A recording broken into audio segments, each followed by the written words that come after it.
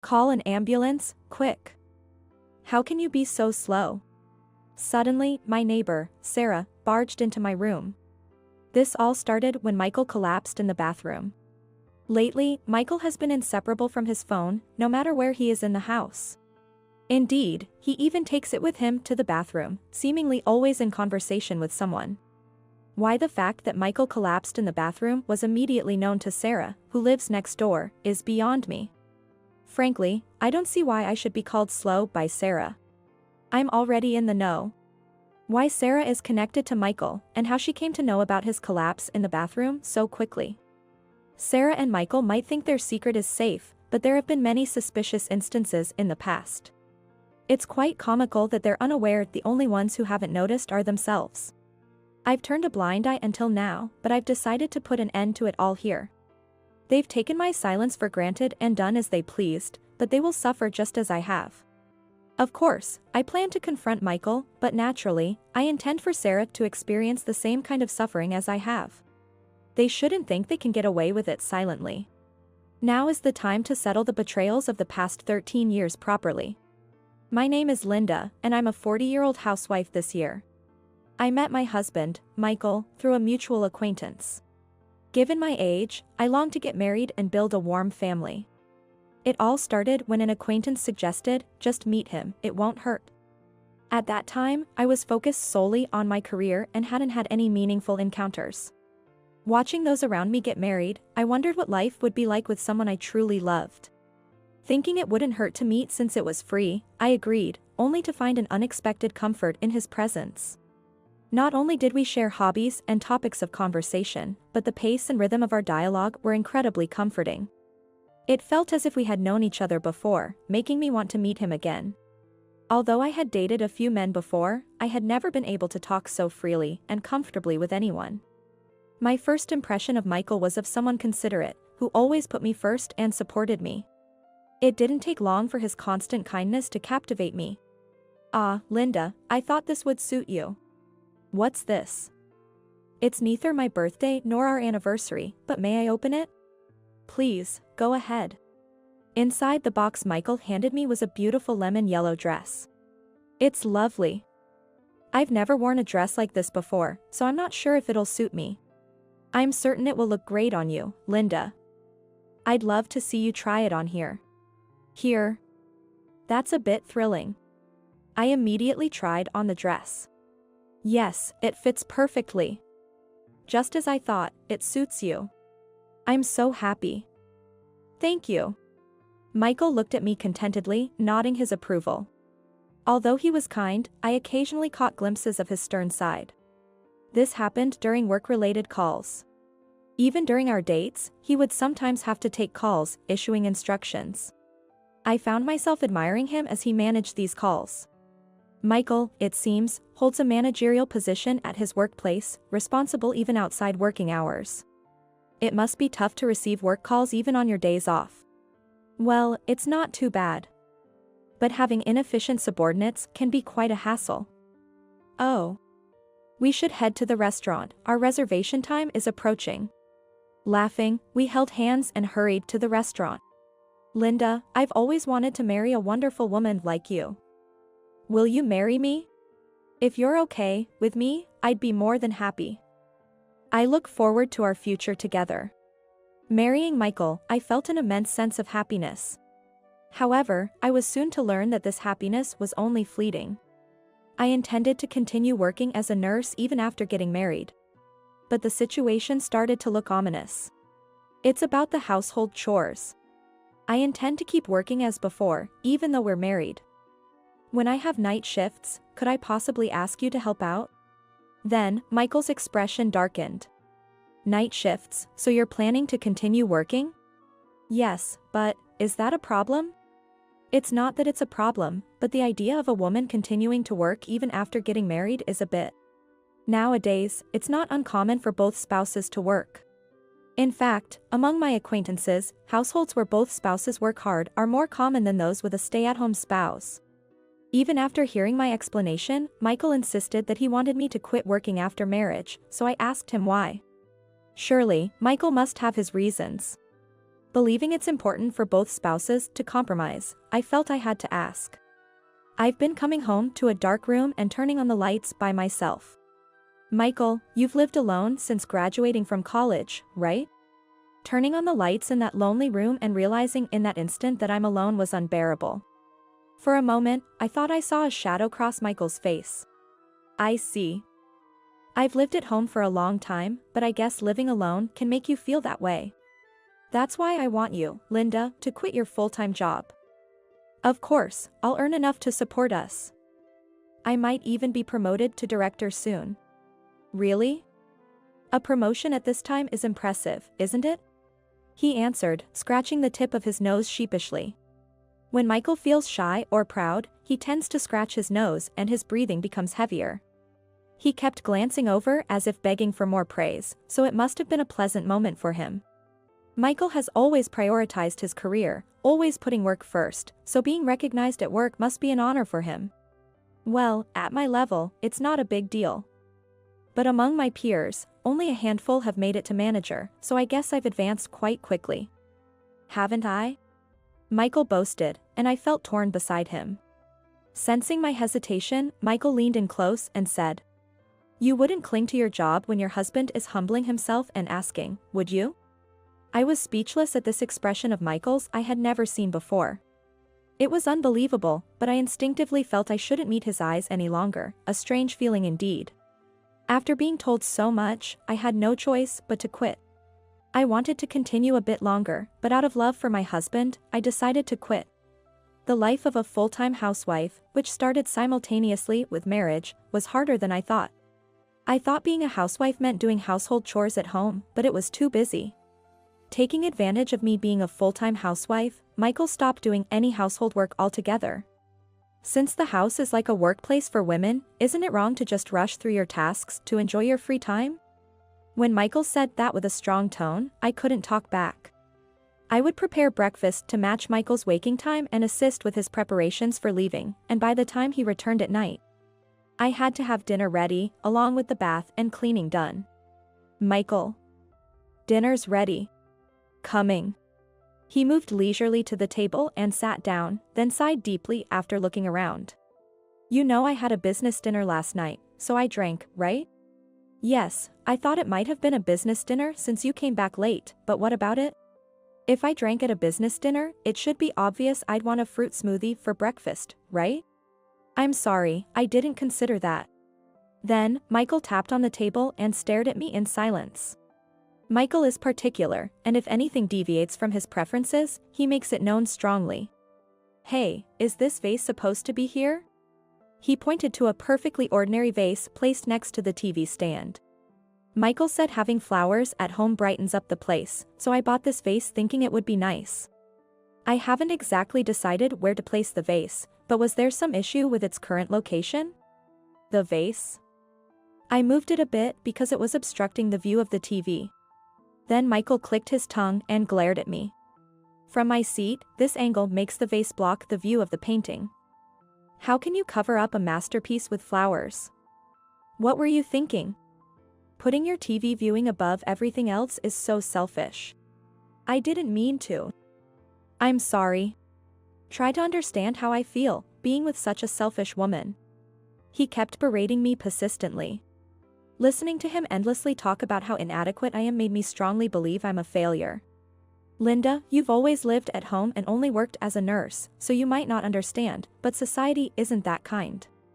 To only see things through the lens of the medical world. When Michael says this, I start to worry that maybe my perspective is too narrow, and this narrowness is causing inconvenience to Michael. Talking about being a doctor or a nurse, in the end, you're just a frog in a well. Yes, I suppose. I've been working at the same company for 30 years since graduating from college, so I'm good at sensing these things. I'll teach you from now on. So be more attentive. Honestly, working as a nurse was far better than this. His constant nagging can last for 2 to 3 hours at a time. If I show even a slight sign of annoyance, it's back to square one with the lecturing, so I can't even afford to look displeased. All I focused on was how to give answers that would satisfy Michael and nod as if I was listening. While I can just nod along to Michael's sarcasm, there's been another issue that has been troubling me for some time. It's the presence of Sarah, who lives next door. She seems to be thriving as an influencer, and I can hear her streaming late into the night. Despite the apartment having fairly good soundproofing, the noise suggests she must be broadcasting at a considerable volume. Just after moving here 13 years ago, I was troubled by this noise and warned her 2 or 3 times. Even now, thinking back to those times irritates me. Since those warnings, she seems to have marked me as an enemy. Every time we pass by each other, she clicks her tongue at me. While it's become routine, the accumulation of such encounters still upsets me. Do you know anything about the person next door?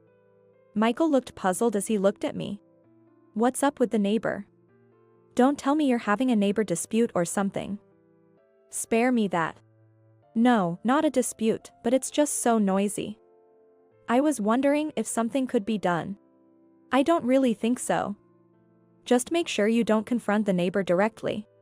Saying that, Michael ended the conversation as if it were final, chugging down his beer. I haven't brought it up since then. Michael often returns home late due to his busy work schedule. I try to stay up for him, but sometimes I end up falling asleep. One night, I thought I heard Michael's voice and assumed he was home, but I was too sleepy to get up. I need to get up, or Michael will get angry. Thinking this, I got up, but Michael was nowhere to be seen. Didn't Michael come home? I could clearly hear Michael's voice, but where was it coming from? Listening closely, the voice seemed to be coming from next door. Why would Michael's voice be coming from the neighboring room? It sounded like he was conversing with someone. Could it be with Sarah? Checking the clock, it was past 1 a.m. Why would Michael and Sarah be together at this time? Feeling uneasy, I decided to use some money I had saved from working to hire a detective. I never imagined I would one day hire a detective. Then, something completely unexpected came to light. However, I feel it's not yet the right time to confront Michael with this evidence alone. As the year was ending, I had a bad feeling. With the year-end wrap-up and the upcoming long holiday, there was an unpredictable element to what might happen. The start of each day felt a bit heavier than usual due to the break from my routine.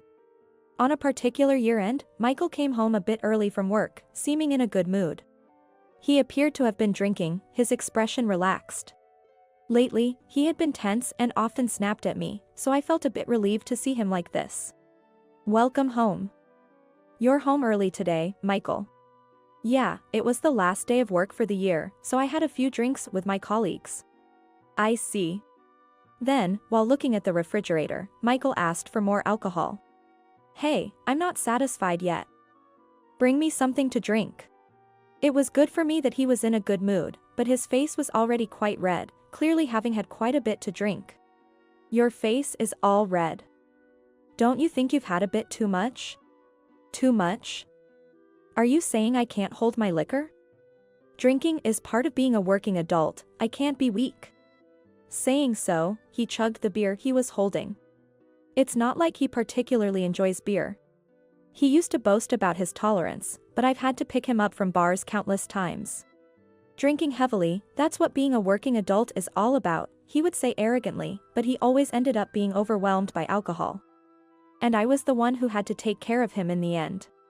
I've worked up a sweat drinking for the first time in a while.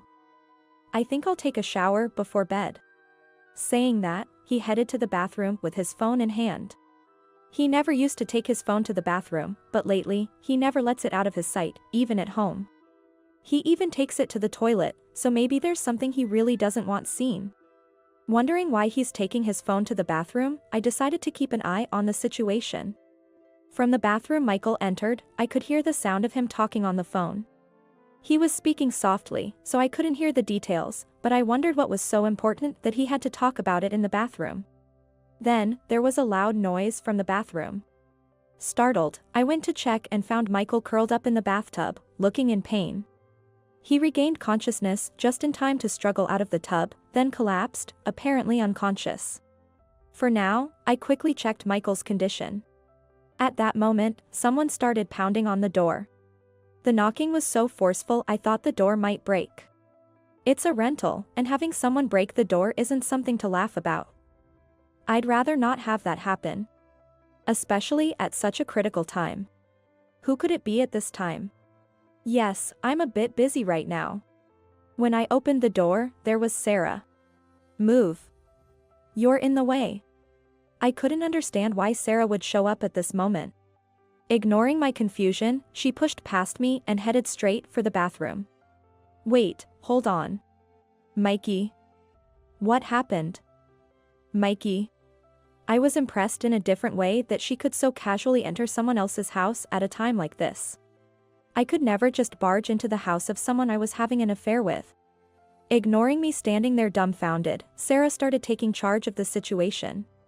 She was commanding the scene as if she were the wife, which was bizarre to behold. Call an ambulance, quick. How can you be so slow? I couldn't just let Sarah do as she pleased. There was only one thing I needed to do, confront Sarah with reality. I just stood there, looking down at the two of them. Call an ambulance? Do you think you're in a position to order me around? What do you mean? Just what I said. Do you think you have the right to instruct me, his wife? Seemingly unable to believe I had talked back, she looked as if a pigeon had been hit by a pellet. Is it really so strange for me to talk back? If you're so concerned, why don't you call the ambulance yourself? No. That's a bit. I can't, so I'm asking you, aren't I? Think a little. She suddenly became defensive. Of course, she would. Being the other woman and barging into the house without any regard, it would be embarrassing if others found out. She's probably afraid of the affair being exposed through a phone call. While Michael lies collapsed in front of her, she hesitates, unable to make the call. I couldn't help but laugh at the absurdity. What do you mean you can't even make a phone call? So that's all you amount to, then? Reacting to my words, Sarah yelled. What do you mean that's all? Are you mocking the pure love between Mikey and me? It's terrifying how a mere affair partner could be so deluded into thinking their relationship is pure love. They're so blinded by their own affair that they can't see anything else, which is enviable in a way, but this isn't the time for such thoughts. Having an affair with someone's husband and calling it pure love is laughable. If you're genuinely concerned about Michael, making a call should be no big deal. So, you should be able to do it, right? I waved my phone in front of her, challenging her to make the call. If she were truly in a position to contact someone without issue, she would be able to do it. Sarah, infuriated by being challenged, glared at me furiously with a flushed face. Perhaps awakened by our voices, Michael regained consciousness. Still groggy from being unconscious, he seemed to be in considerable pain even after waking up. Struggling to speak, he managed to get out. My head is pounding, feels like it's going to split open. Call an ambulance. His expression twisted in apparent agony. Seeing him so unlike his usual confident self, I said. It's painful, isn't it? We should call for help, it's unsettling, isn't it? What are you stating the obvious for? Hurry up. Yes, we should do something quickly, shouldn't we? Ignoring Michael's words, I decided to take a specific action. I left the house without a word, glancing at Michael writhing in pain. I also took the waterproof bag with Michael's phone in it, so he couldn't use his phone to contact anyone. Michael and Sarah, relieved that he had woken up, seemed to be content confirming their love for each other.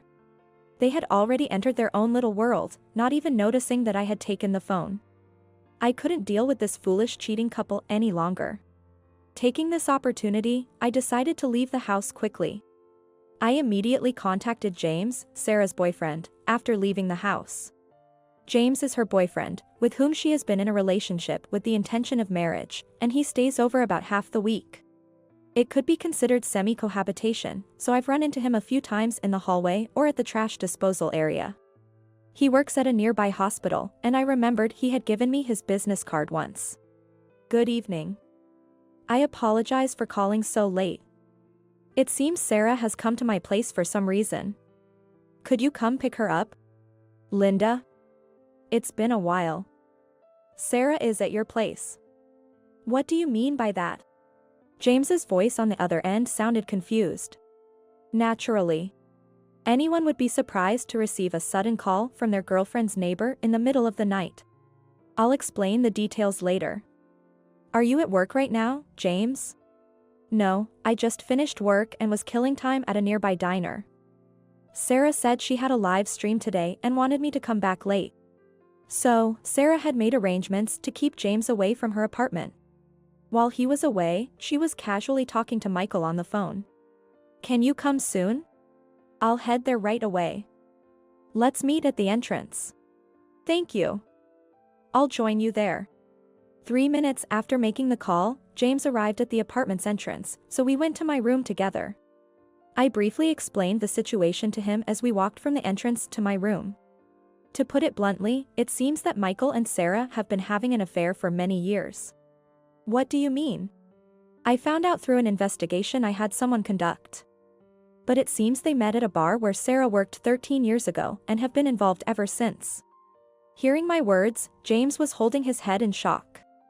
13 years? Since that long ago? Yes. 2 years ago, the apartment next to ours happened to be vacant, and it seems she moved in then. You're kidding, right? Then what am I? Aren't we supposed to get married? James was overwhelmed by the sudden revelation and the fact that he had been cheated on. It's understandable, considering he was serious about marrying someone who, unbeknownst to him, was having an affair with a married neighbor. It's about money, it seems. I suspected my husband was having an affair and hired a detective to investigate. And that's what the report indicated. I can't believe this. Michael collapsed while he was in the bath, and at that moment, Sarah barged into our apartment. It seems they were on the phone even while he was in the bath. James seemed to be pondering something, then suddenly turned to me. So that's why she never let go of her phone. But you said Michael collapsed? Is he okay? He's collapsed, but I've made sure it's nothing life-threatening. In short, he drank too much. After briefly explaining, I took James with me to my room. As we entered the room quietly, Michael and Sarah were still engaged in their charade. I'll stand against the world for Mikey. With such a beautiful person loving me, I'm truly blessed. This must be a trial given by God to reach true love. The time it took for me to leave the room, contact James, and return was only about 10 minutes. However, within that short time, it seemed a grand narrative had unfolded. It was shocking how they could spout such cheesy lines. Pretending to be a tragic couple unable to vow eternal love due to unfortunate circumstances. Glancing at James next to me, he had an indescribable expression. The cheesiness seemed to be making him shiver uncontrollably. Unable to bear it any longer, James accidentally dropped his bag, and that's when the two finally noticed us. What's going on here? James? Why are you here? The fact that both of them were naked added a layer of absurdity to the situation. Why am I here? That's my line. You said there was a live stream and not to come back at the usual time. Was it all for this? The usually calm James raised his voice, surprising Sarah a bit. Well, you know. That's because, well, you know how troublesome fans can be. If they found out I had a boyfriend. Sarah's eyes were darting around, avoiding direct eye contact. James, who I had briefly spoken with in the hallway or at the trash area, was not the type to raise his voice. From how calmly he listened when I explained everything to him, it was clear he was someone who could control his emotions well. For James to react this strongly, it must have been a significant betrayal. Enough with making a fool out of someone. You've been sneaking around with the guy next door for 13 years? Suddenly cornered, Sarah's eyes flitted around in panic. Well, I thought maybe you would be the one I'd marry. Is that so wrong? Her attempt to look up pitifully was clearly ineffective on James. We were supposed to get married someday, and we were practically living together. I can't believe you anymore. Seeing James's angry face seemed to bring Sarah back to her senses, and she quickly tried to change her tune. No, it's not what it looks like. I was just teaching him the ins and outs of streaming. Like personal training, you know? That's what's in demand these days. It seemed Sarah thought we knew nothing about influencers or streaming, and was trying to confuse the issue with irrelevant details. But James wasn't going to let her off the hook. Personal training? Have you already forgotten what you were saying just now? I decided to play the cheesy lines I had secretly recorded at full volume. Hey. You recorded this without me knowing? That's a violation of privacy. Delete it right now. Privacy? You, of all people, shouldn't talk about privacy.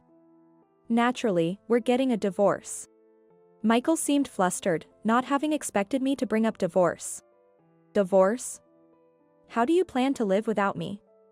Talking about divorce when you've been living off me, have you lost your mind? Did he expect me to cry and beg him? He seems to think he's in a superior position as a man, unable to believe the current situation.